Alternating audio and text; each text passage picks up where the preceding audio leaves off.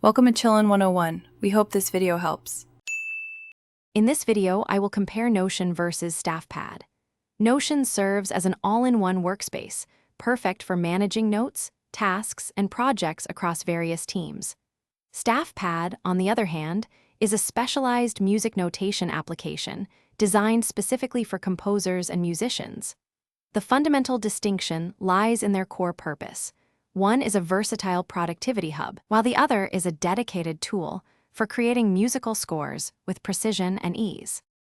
Notion boasts robust database functionalities, offering highly customizable templates and powerful collaborative features for diverse workflows.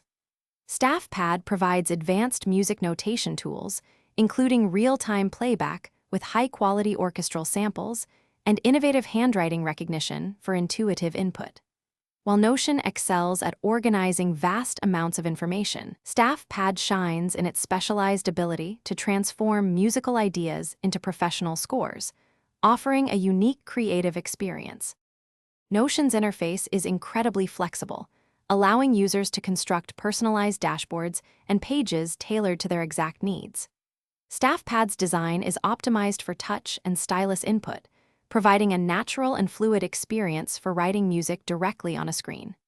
Notion's extensive customization options can present a steeper learning curve, whereas StaffPad offers a more focused and immediately intuitive environment for musicians, streamlining the composition process effectively. Notion is the ideal choice for individuals and teams seeking a comprehensive platform for project management, note-taking, and building knowledge bases. StaffPad is perfectly suited for composers, orchestrators, and musicians who require a powerful, yet intuitive tool for music notation and composition. Ultimately, your decision hinges on your primary requirement: a versatile workspace for general productivity or a specialized, high-fidelity application for crafting musical masterpieces. Thanks for watching. Consider subscribing if we helped you.